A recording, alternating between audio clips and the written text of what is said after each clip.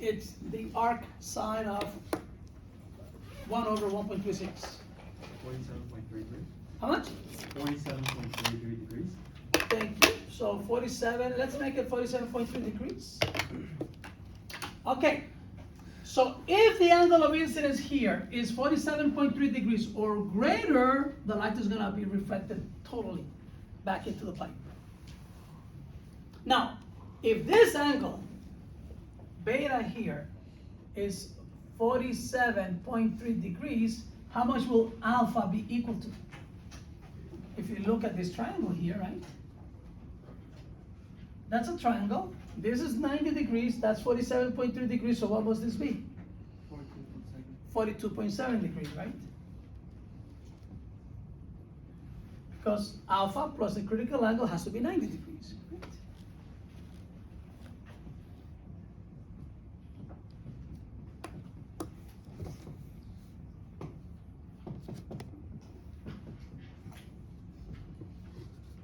So if I consider the second surface,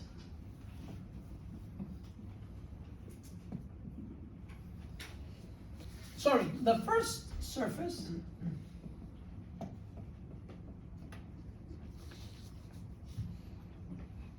I have the index of refraction of air times the sine of the angle of incidence, which is theta max. So N1 sine of the angle of incidence, which is theta max, equals, this is for air, right? And then here, it'll be the index of refraction of this medium, which is N2, 1.36, times the sine of 42.7 degrees.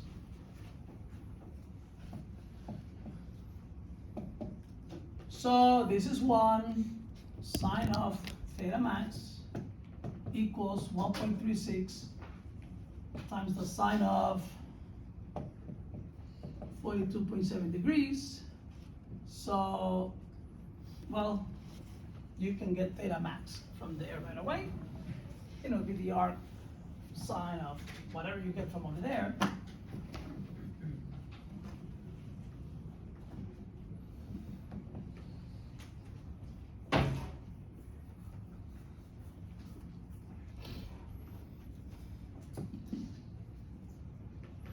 So how many degrees do you get?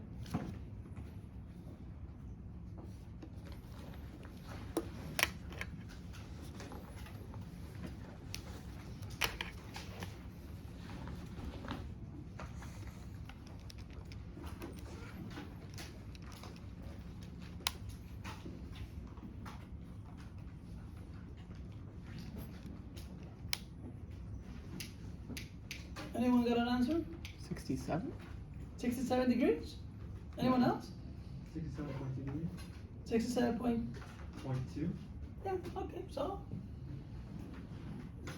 67.2 degrees. So all I had to do in this problem was apply Snell's law, the law of refraction, twice. I applied it to the second surface. That's here, right?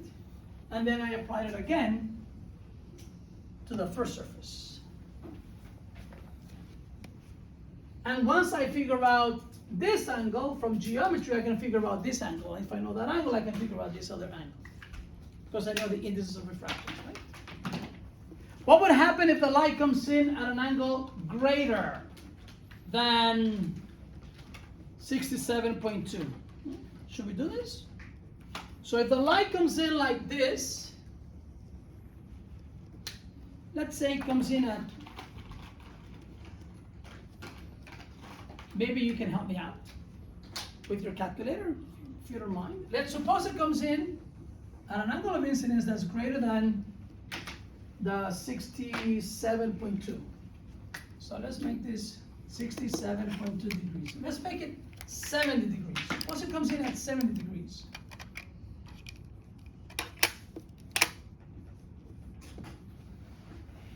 What will be the angle of refraction?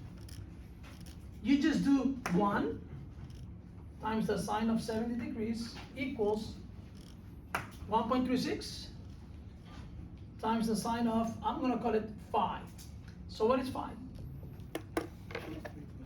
How much? 43.7. 40, 43. 43.7, thank you. Now, so that means that it's gonna be bigger than that, right? So then it's gonna go like this, because this angle is now 43.7. But now it's gonna hit at what angle? What will be this angle of incidence over here? Well, 90 minus 43.7 is what? 46.3. 46.3 degrees. So now let's apply Snell's law to this. So we have 1.36, the index of refraction, times the sine of 46.3 degrees equals the index of refraction here of 1 times the sine of the angle that it makes in this other medium.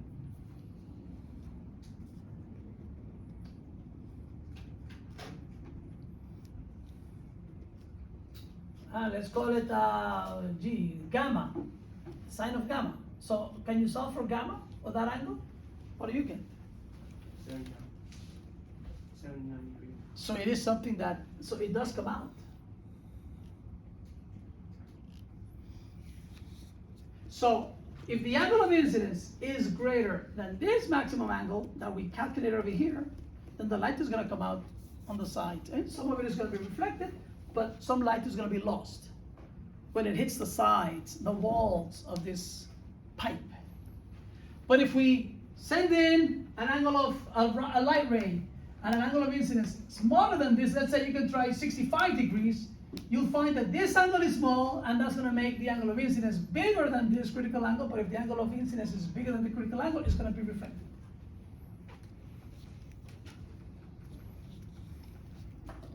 So what's interesting about this problem is that you're only given one number, 1.36. The diameter over here is to fool you. We never use the 2 microns.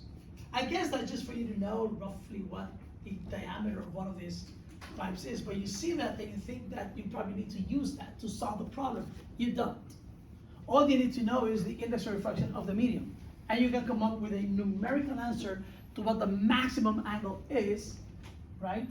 So you shoot the light, if you shoot the light at any angle, you know, smaller than that, right? As long as you don't exceed 67.2 degrees, the light ray will stay trapped in this pipe. So that's what this example was about. It's applying Snell's law twice and using a little geometry, right? The sum of the angles in a triangle is 90 degrees.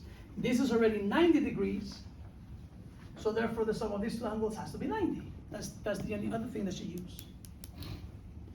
Yes? I had a question for Yes? the first Snell's law equation. Why did you do n1 sine of 90 equals? So I get that you were doing the critical angle. So that's this surface over here.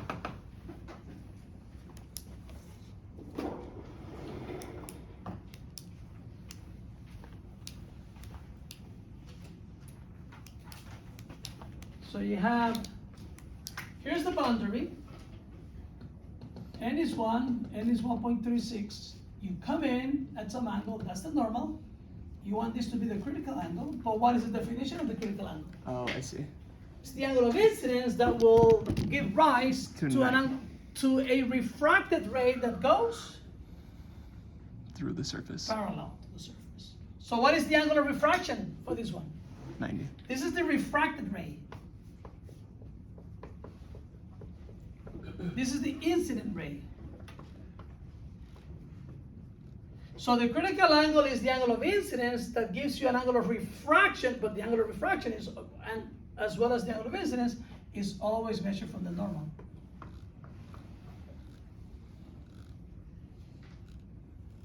The angle of incidence, the angle of reflection, the angle of refraction, they're all measured from the normal. So in that case, sine of 90 is 1. Okay. So it will be the sine of 90, which is 1 times 1. So that's just 1 in this case. Thank you. And then that has to be equal 1.36 times the sine of this angle. I think for diamond, the index of refraction is 2.52. I think. I don't know if I included a list or table with values of indices of refractions. I mean, they are in the textbook, I know, in the chapter somewhere. But I probably didn't. I should have, but I didn't. You know, maybe you can Google what's the index of refraction of diamond. But somehow I think it's, you know, usually for glass it's like 1.5. For diamond, I think it's like It's like 2.2. 2.5. It's like 2.5, 2.52. Somehow 2.52 rings a bell. But maybe if you either have access to the table of refractive indices in chapter 33, or maybe Google it and see what it says. 2.42. 2.42, not 52. Okay, 2.42. So, what if you have air and diamond?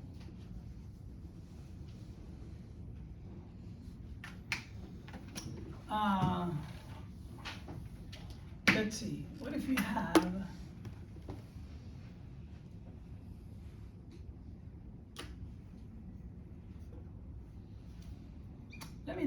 let me do it sort of like this.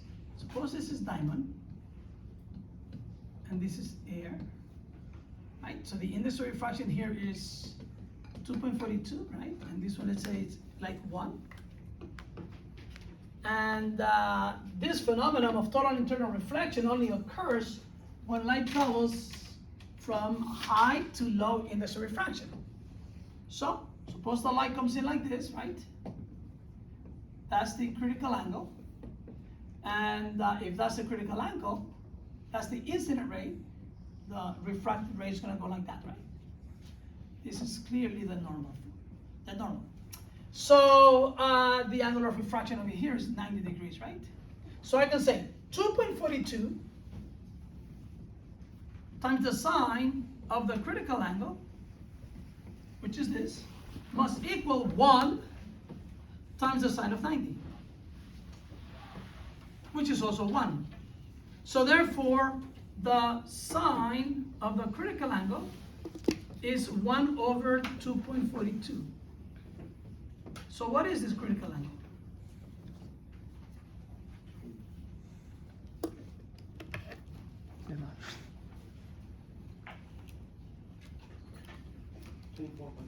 How much?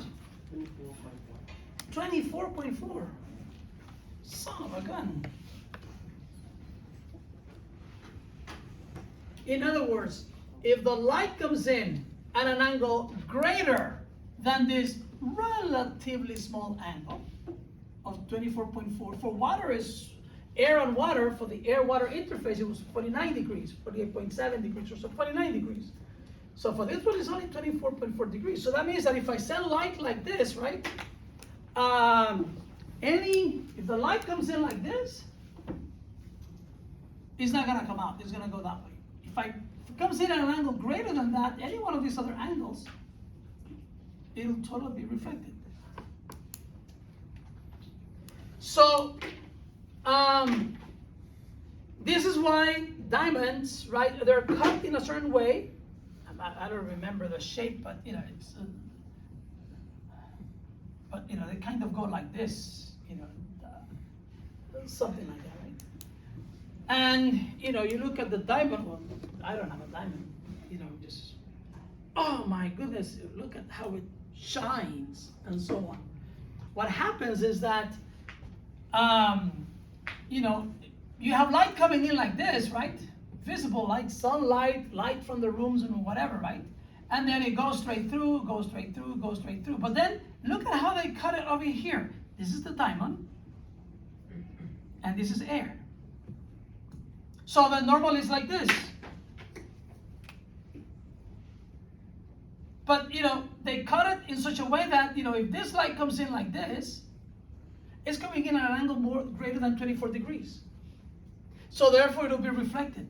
And so, then it goes like that, and then the point is that you get a lot of reflected light back out, because the light comes in from above, right? And then it goes into the diamond, but because of this small angle, because of the high value of the index of refraction of diamond, it's totally internally reflected and then comes back out. And oh wow, look at it, how it shines. It's brilliant, So. Supposedly, jewelry stores will use blue lights to make the diamonds sparkle more. Is that because it increases the refraction? So the question is the 2.42 that he cited, for what wavelength was that, right? Yeah. So then we would have to look at the table, right? What was the case for that silicate fluid glass? For the blue light, 400 nanometers, end of the spectrum, violet, blue end, the index of refraction was even bigger. Right? So if the index of refraction value is even bigger, then this critical angle is going to be smaller.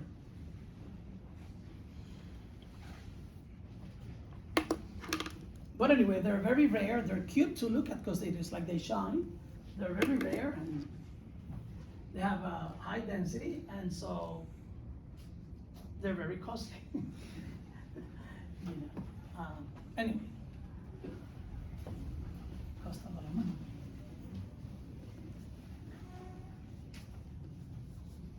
For blue light, it's 2.45. So it increases a little bit. Mm-hmm. What is it for red? 2.41. Oh, okay. So yes, it'll reflect even more light for blue light.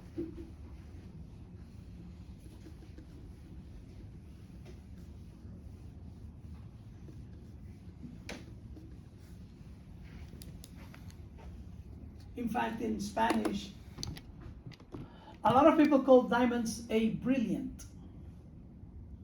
Oh, wow, she owns a brilliant. The word brilliant means, well, brilliant, right?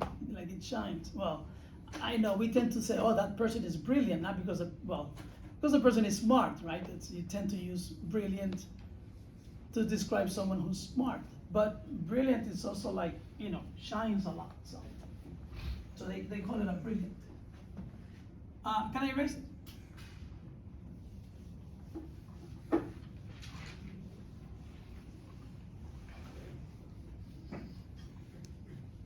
Okay. There's probably something along these lines about diamonds in the textbook.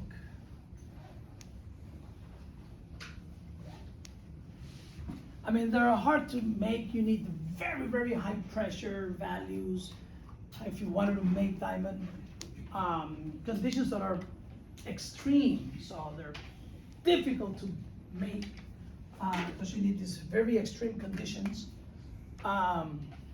Diamond is the only other substance that I know of, and I'm not saying those are the only ones, but that I'm aware of, that I remember,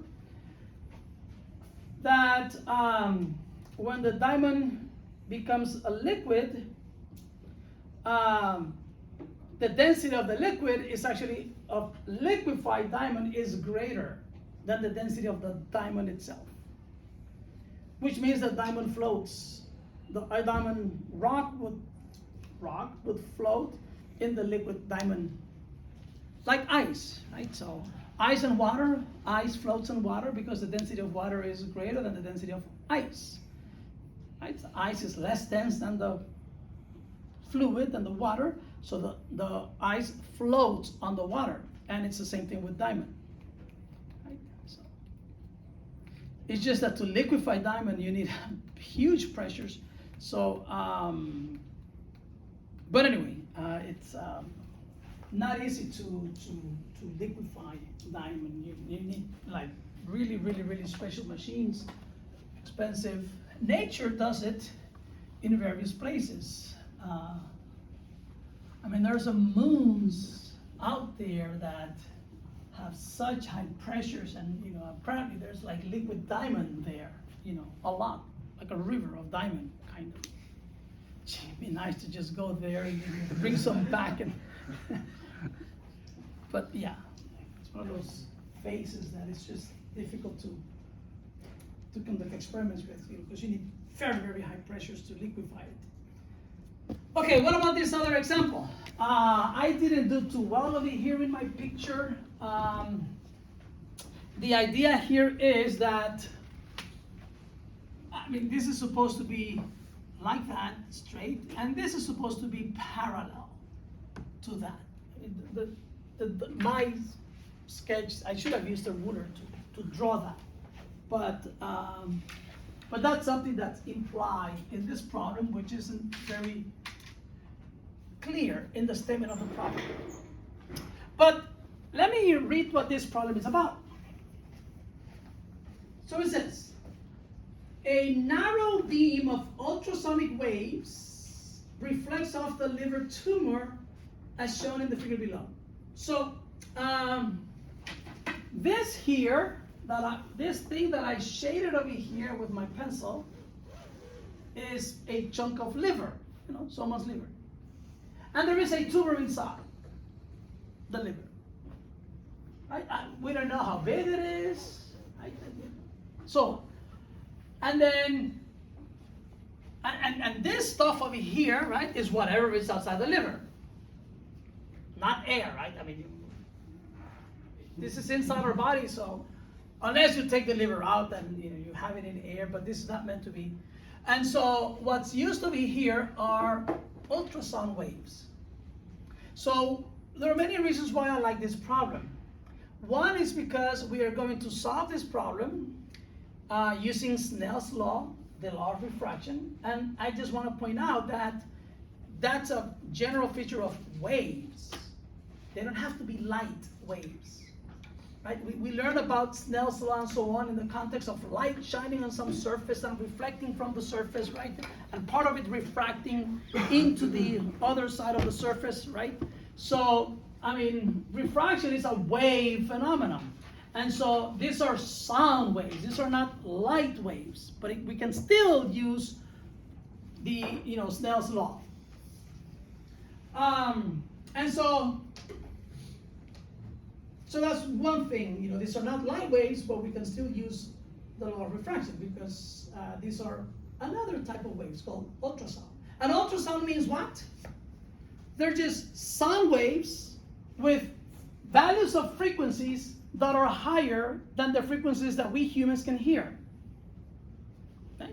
So we can hear sounds ranging from about 20 hertz to about 20,000 hertz. The ear of someone who's young and has healthy ears. Then on average over young people is like from 20 hertz to about 20,000 hertz. Frequencies of sound higher than that are frequencies of sound that we don't hear because of our detectors of sound. And so they're called ultrasound.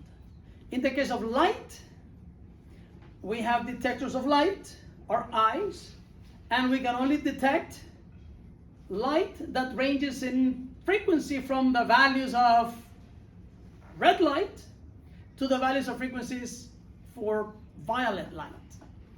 The values of frequency for red light is on the order of 4.5 times 10 to the 14 hertz, some big number.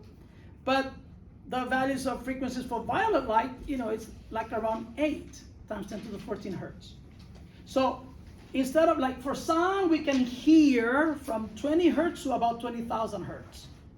For light, we can see from about 4.5 times 10 to the 14 hertz to about 8 times 10 to the 14 hertz. Yes?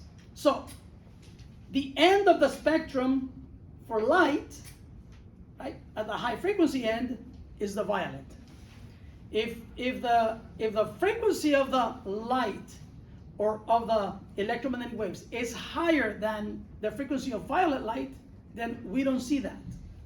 And it's because it's higher than the frequency of the maximum color that we can see. It's called ultraviolet, just like ultrasound. So ultrasound are sound waves with frequencies higher than what we can hear. Ultraviolet radiation It's just radiation, electromagnetic waves that have frequencies higher than what we can see. Hence the notation ultrasound, ultraviolet.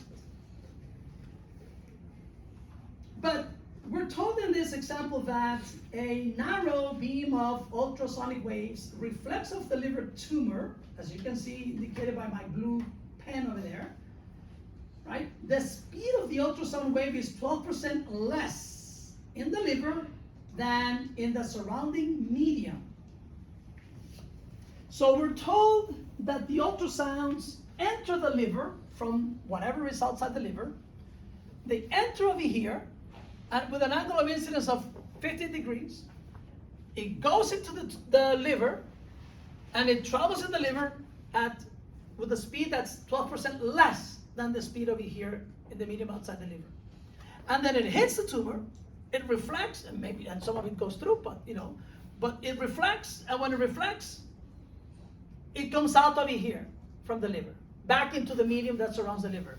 And what we're told is that the distance between the point where the ultrasound enters the liver and when it comes out, it's 12 centimeters. From here to here. So from here to here. Here, 12 centimeters. And the question is, how deep is the surface of this tumor from the surface of the liver? So 50 degrees, 12 centimeters from here to there, and the speed of the sound waves in the liver is 12% less than the speed of the sound waves outside the liver. How deep is it? Not a lot of information given, right? But we can solve this problem relatively quickly. So remember that we wrote N1 sine theta 1 equals N2 sine theta 2. We also wrote N1 V1 equals N2 V2. Right? I mean, we wrote N1 lambda 1 equals N2 lambda 2 also. But here I've been given one angle, and we were told something about the speed of the waves.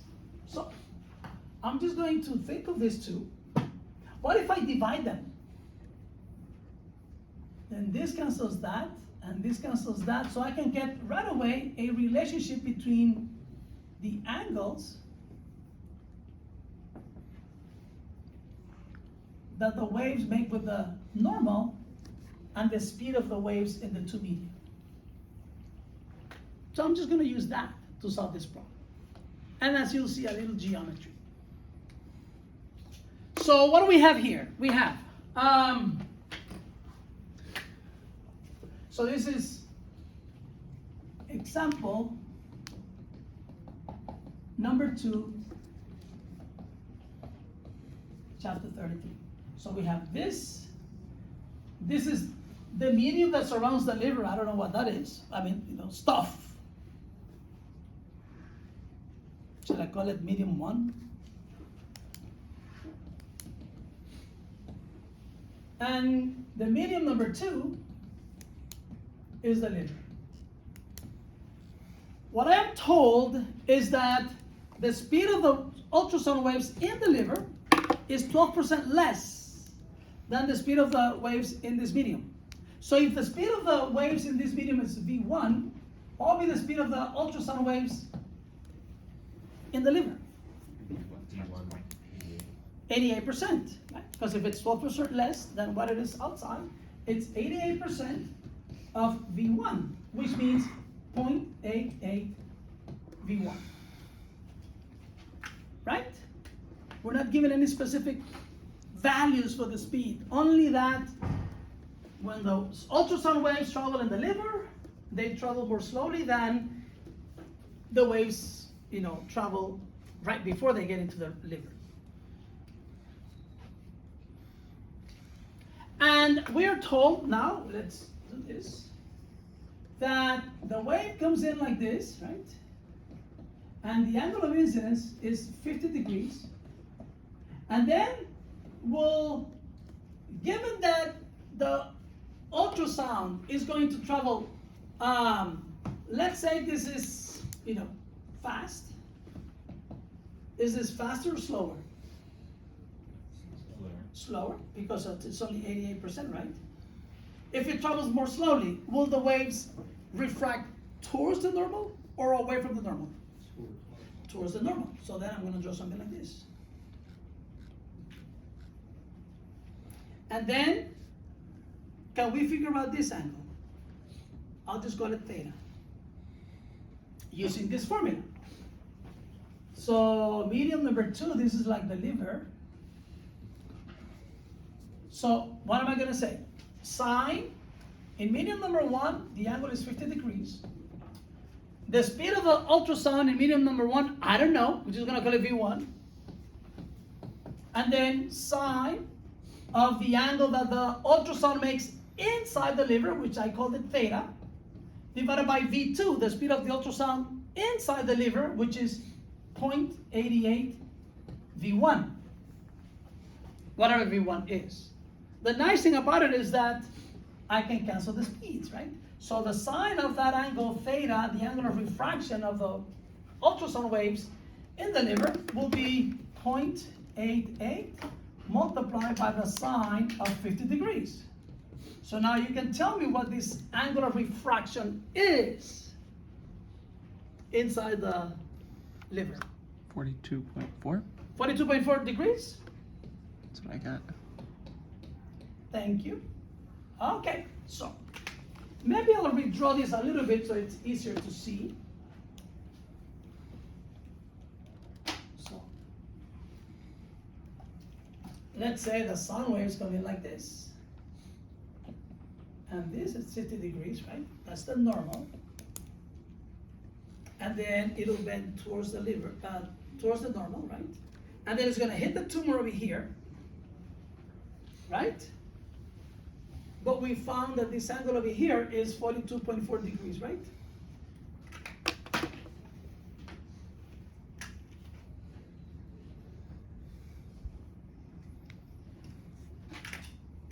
If I draw, and I said, remember how I said that it isn't clear in the diagram, but if this surface is parallel to here, to this chunk over here, then the normal over here will also be normal over there, right? And if this angle is 42 degrees, 42.4 degrees, what is this angle? 42.4 degrees. 42.4, right? And the waves, we're interested in the reflection. So when it reflects, it'll go this way. And what will be the angle of reflection? By the law of reflection, the angle of reflection is equal to the angle of incidence. So this has to be 42.4 degrees, right? And then the sound waves are going to go like this, hit this, and that's the normal, right? And what will be the angle of incidence?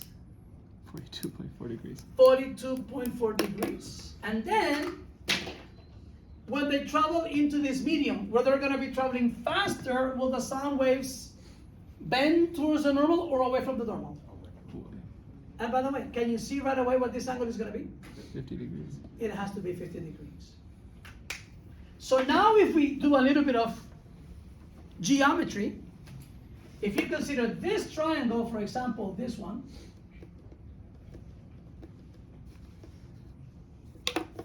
or that one, since this triangle is the same as that, and this distance is 12 centimeters, what must this distance be? 6 centimeters. 6 centimeters. I want to know this depth.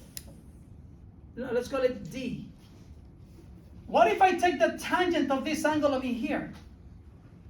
The tangent of 42.4 degrees is equal to what? Opposite, which is 6 centimeters, divided by adjacent, which is the depth that I want. So the depth that I'm calculating is 6 centimeters divided by the tangent of 42.4 degrees. And hence we can figure out how deep the surface of that tumor is. It won't tell you how big the tumor itself is, but at least this will tell you how deep into the tumor, into the liver, the tumor begins. you would have to do another experiment, some other measurement to figure out, to characterize the size of the tumor itself. And I hope none of us ever get a tumor in our livers. Or that our livers stop working. Not an easy thing to get a liver transplant. What's the answer? Something, it's gotta be more than 6 centimeters, because you're divided by a 6.5. number less than 1. 6.57. 6.57. All right.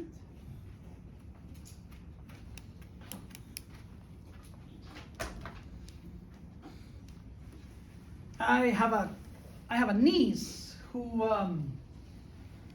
when she was like 12 years old, she needed a new liver. And so